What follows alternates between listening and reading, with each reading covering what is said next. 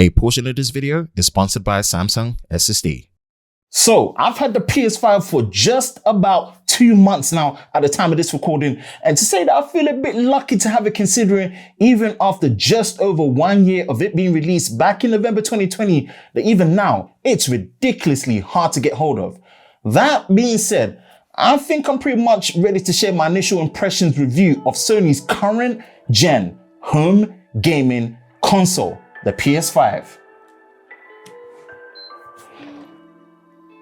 Let's go. Hi, Ben from Lover of Tech. If you enjoy videos like this and you're new to the channel, make sure you hit that like button, subscribe, hit that notification bell so you're part of Team TLS, the Tech Lover Squad, so you don't miss any future videos on the channel. Now for context, I've got the disc edition of the PS5, which will set you back £450 here in the UK if you actually manage to net one from a normal retailer at the normal retail price from a legit one like I did with Amazon UK, luckily. From the unboxing of the PS5, which I highly recommend you go watch mine that I did back in Christmas Eve. Oh, the joys. The PS5 though is massive, tall, oddly shaped in its non-symmetrical shell of a body for a games console. Yeah, like I really feel like the overall design, firstly, when I looked at it, favored more of the digital edition rather than the disc edition, because the shape, the size, and the need to ideally use the stand that comes with it, yeah, it can present a little bit of a low-key challenge. Look, it's not really a problem for me as such, because obviously how I store it on the desk in a bedroom studio space, I use in the house, and it definitely favors it being more in the vertical position more. It's not a bad design. In fact, you know what? It's actually quite striking in its own way, in a sense. And the fact that, you know, the plates are interchangeable makes for a nice touch now that Sony officially have faceplates with different colors you can buy. The design though and the build overall, it's actually kind of grown on me a bit. It has grown on me, and I like the fact that it comes with all the ports that you need, like USB-C, multiple USB-A ports, and the most important one, man, HDMI 2.1. Let's talk performance, specs, and acoustics, because fair to say, not only is this the biggest improvement from the previous gen consoles, but probably the highlight of using the PlayStation 5. I did a PS5 versus Xbox Series X pre-release comparison back in July 2020. Here is just a quick rundown of the specs. The PS5 has a system on a chip design with an AMD Zen 2 base 8-core CPU at 3.5 GHz variable frequency, a custom RDNA 2 base GPU with 10.28 teraflops of performance, 16 GB of shared GDDR6 memory, and one of the most key components that sets the next gen to current gen experience of the PS5 is the custom internal super fast 825GB SSD. Now, we're gonna come back to the SSD in a moment, but yeah, the combination of all these specs have really made the difference to how good games play and look when you're gaming on the PS5, especially considering the first party PlayStation Studios dedicated PS5 games being showcased. The overall performance has been, dare I say, impressive and amazing to experience. But I have to say, as a day one PS4 owner from 2013 November, the most quality of life improvement has got to be how quiet the PS5 runs, even when you're pushing it to its limit. Honestly, man, I can't tell you how pleased I am that Sony really took their time with the acoustics and made the PS5 so whisper quiet. Just listen to it, you can barely hear it. Because boy, from playing God of War on the PS4 and it sounded like a jet engine about to take off, to playing Ratchet and Clank Rift Apart and it sounded like it's barely even running, is a godsend. Now back to the SSD, because as stated, the 825GB state-of-the-art SSD is so key to how good the experience of using the PS5 overall is, mainly from how quick it boots up, getting around the UI, loading games from the start, during gameplay as well, and also back to the UI. Plus, when developers actually use their games and tap into the optimizations of the SSD on a system and a hardware level, this SSD is a game changer. But there is a problem, and the biggest problem is that it's not actually 825GB of usable storage. In fact, you only get access to 667GB of it.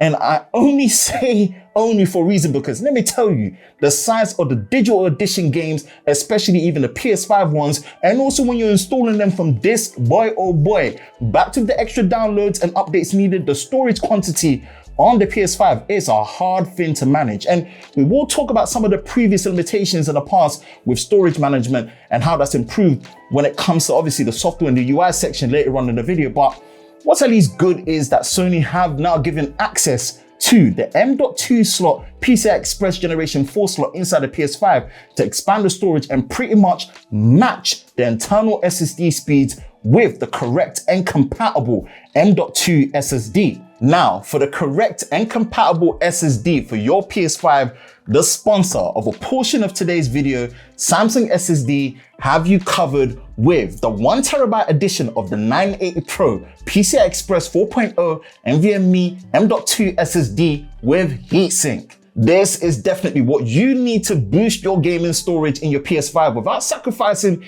any of the performance benefits that come with the internal SSD of the PlayStation 5. The 980 Pro meets the required speeds to fully function with the PS5 with sequential read speeds up to 7,000 megabytes per second and sequential read speeds up to 5,000 megabytes per second, all thanks to the fact that it's a fully compliant PCI Express Generation 4.0 SSD drive with the interface and cache memory supported. Now, look, when you're getting speeds like this, it packs a lot of heat, but also produces a decent amount of it. And this is where not only the convenience of the heatsink comes into play, but also the thermal performance to manage a 980 Pro when using over prolonged periods, especially when you're gaming. The best thing about having a heatsink is that it saves so much time when installing the SSD, as it's an extra piece you do not need to purchase as an additional extra, as it saves time and money because it's already integrated and comes with it. And obviously, given the right time, the installation is straightforward, and once done and formatted, the PS5 will give you all the access to move all your games to the 980 Pro at super fast speeds with no performance drop, giving you the freedom of more storage and also speed to your next gen games. But obviously, the 980 Pro is also compatible with devices like your PC and laptops that support it. Backed with the fact that Samsung SSD has that 5-year limited warranty and a solid price point as well, the 980 Pro with heatsink is a great storage solution for your PlayStation 5. Link in the description below of where you can get your copy of the 980 Pro with heatsink, and thank you to Samsung SSD for sponsoring a portion of today's video. If you're coming from the PS4, then the software and the UI is gonna actually fall right at home when you're using the PS5. And you know what? Dare I say, even if you're not coming from the previous PS5 and PS3, Sony did a good job with the PS5 software and UI that it really does feel like a current to next gen experience when using it, especially even a year later with all the updates and improvements. Now look, it doesn't mean it's perfect, but I have to give credit to that nice, clean wireframe design of the UI, the fact that it was outputting 4K HDR at 60 frames a second from day one, and also things like the startup noise, the bleep, the UI music, the interaction, the sounds it make when you're clicking and switching between icons, menus, games especially the PS5 ones, and especially just how everything is where you expect it to be, and it just makes sense. Yep, yeah, Sony, you did a good job with this one. But here are some of my little early gripes with the software and also some potential long-term ones that I just really hope Sony fixes and adds especially. Not much of a big deal, but at this point, man, I would love to see 120Hz mode for the UI, especially since I am using a true 4K UHD 120Hz OLED TV when it comes to gaming. Like what you find on the Series X, like Sony, you kind of do need to get on board and do your own form of quick resume, because the app switcher, that's not enough. Especially when you're switching between these heavy games, quick resume's a game changer.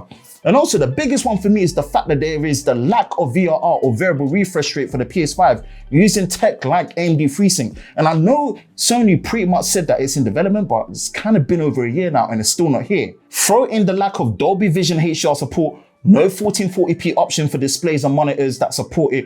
And although this is pretty much a hardware limitation, but apparently there is a limitation to HDMI 2.1 bandwidth being limited to 32 gigabits per second.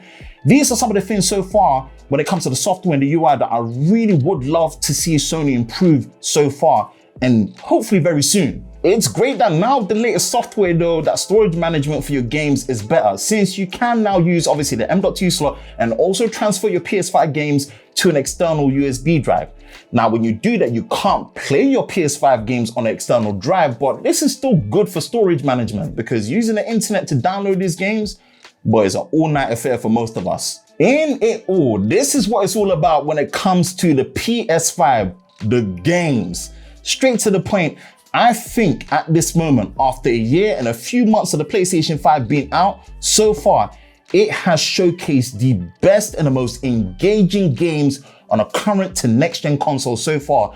And by the looks of it, man, they are just getting started. Now, having spent time playing games like Ratchet & Clank Rift Apart, both Spider-Man Remastered and Miles Morales, and also Uncharted, the Thief's End collection on PS5, man, let me tell you, when it comes to the PlayStation Studios first-party games from Sony, they are special to play. Backed with the strong backwards compatibility with PS4 games, gone back and replaying my favorites like God of War 2018 in 4K 60 frames a second in HDR. Man, it's a dream. Also, it's whisper quiet when doing it compared to the PS4. Boy, there's a lot in the pipeline of games to look forward to, like God of War Ragnarok and many more, and plus ones I still need to catch up on, like Horizon Zero Dawn before playing Forbidden West, the new one. The PS5, honestly, is not lacking when it comes to games for me. My own personal problem though is that the games are expensive. Like £70 for a brand new game is no joke, and it really makes me happy that I've got the disc edition because boy, buying games used is helping right now. And also, you can't ignore the fact that Sony's lack of Game Pass equivalent to Xbox, yeah, it's something that is really lacking, and you can really feel it when the games are just so expensive. And also, this is something that they just got to address soon. Overall though, the game showcase of the PS5 so far from a technical level and also from an enjoyment, engagement piece has been something that really has exceeded my expectations. Now, I couldn't leave this first impressions review without talking about the DualSense 5 controller. This controller is also the biggest connective piece to why the PS5 just feels like a big step up from before when gaming. Firstly, the size, shape, ergonomics are perfect and really make a difference when gaming for long periods of time.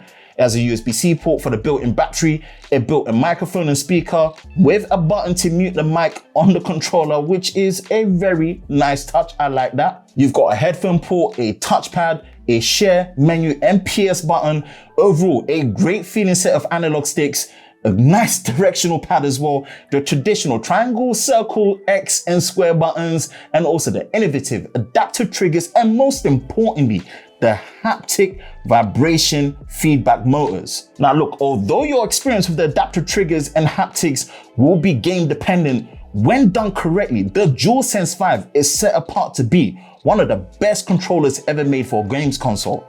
Like Sony, they understood the assignment and pulled off something special with the DualSense 5.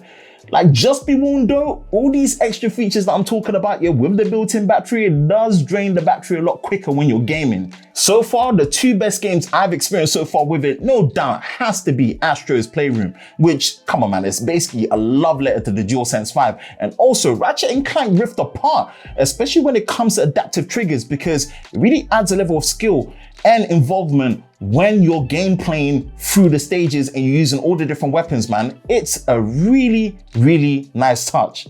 Man, DualSense 5. Yeah, man, look, the full experience review of the PS5 will come later on during the year because look, I've got a lot of content to do and produce on the channel with it. And finally, it gives me my love for gaming back, which I have to admit, low-key was gone a little bit for a while now. If you're lucky enough to get the PS5 for yourself, especially the disc edition, then you know when I say it's worth it. And so far, feels definitely special to use. That's it for me on this one, man. What's your thoughts on the PS5? Have you been fortunate to pick up either the disc or the digital edition at all? If not, are you still hunting for it? Man, look, if you are, best of luck. And that's it for me, Ben from Lover of Tech. If you enjoy videos like this, you know exactly what to do. Hit that like button, hit that subscribe button, Hit that notification bell so you're part of Team TLS, the Tech Lover Squad, so you don't miss any future videos on the channel. I hope you're all safe during this time. I will catch you in the next one, man. Peace.